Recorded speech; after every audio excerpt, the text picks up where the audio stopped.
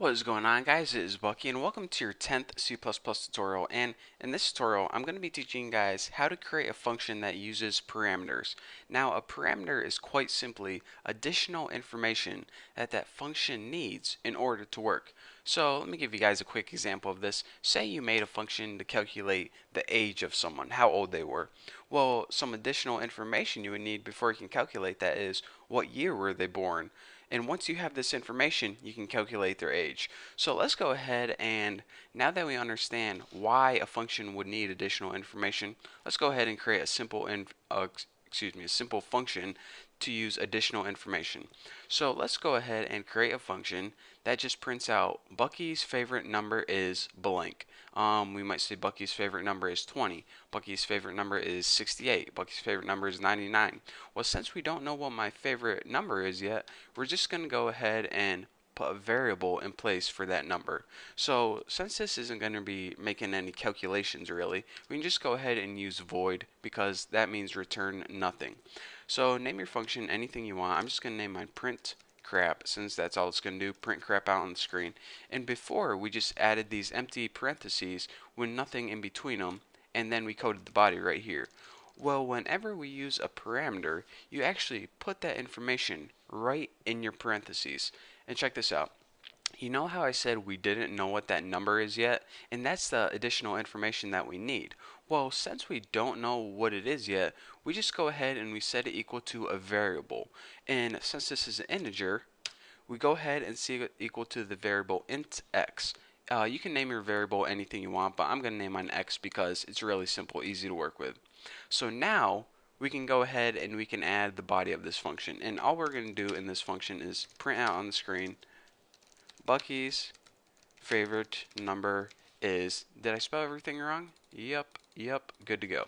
Bucky's favorite number is X. And then just go ahead and end that line. And now when our function runs, it's going to run something like this.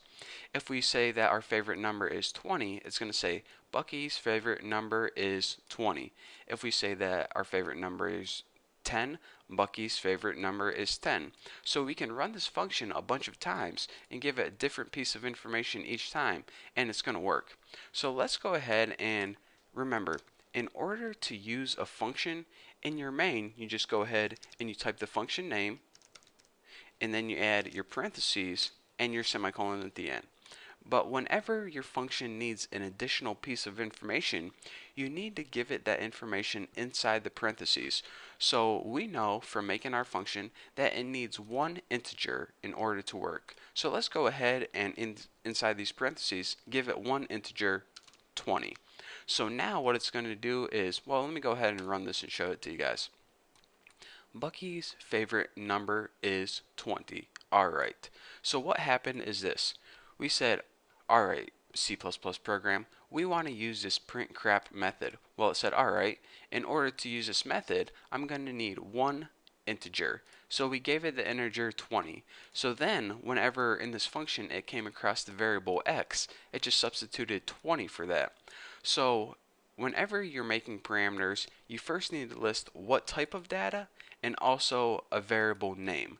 So then whenever we give it that variable, it substitutes that variable for x later on in the program. So for example, let's give it one more example like 854.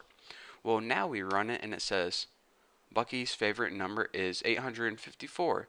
And that's the beauty of parameters and functions. It doesn't need to be the same every time, so that's why you can use variables. So again, what we did is we created a function and it needed an additional piece of information, which was an integer. And since it didn't know the value yet, it just went ahead and it set it equal to a variable. Then later on in the body, whenever it came across that variable, it knew whatever value you told it to substitute for x, that's what value is substituted for x. So we can run this 100 times with 100 different values if we want. It's going to substitute it for x each time and use that information to plug it in. So that's the basics of how you use functions with parameter. Again, whenever you're creating a parameter, use the data type and a variable name, and whenever you're using the function, don't forget to pass in or give it whatever information it needs. So that's pretty cool, simple enough. We understand that.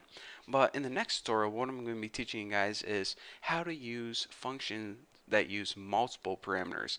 What if a function needs more than one piece of information in order to work? Well, I'm going to show you guys how to do that too, and it's a little different than this, so you definitely want to watch that. So once you understand this and understand the basics behind functions and parameters, you're ready to move on to the next tutorial. So thank you guys for watching. Don't forget to subscribe, and I'll see you guys in the next video.